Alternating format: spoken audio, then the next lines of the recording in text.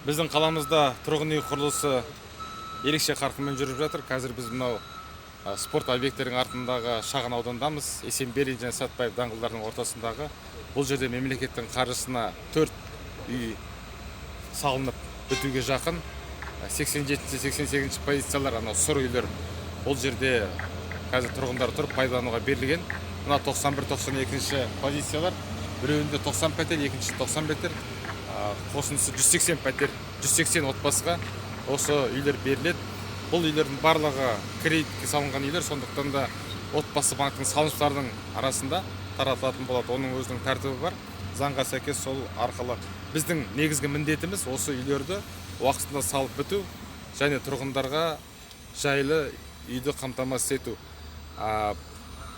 Сатып алу ол отбасы банк арқылы жүреді, белгіленген тәртіп бойынша. Қазір біз құрылысты аяқтауға жақынбыз. Соңғы жұмыстар ғана қалды. Балалар ойнайтын алаңшалар және қосымша жұмыстар, қалған жұмыстар барлығы негізгі аяқталды деп айтуға болады. Жақын бір айдың ішінде толық аяқтаймыз.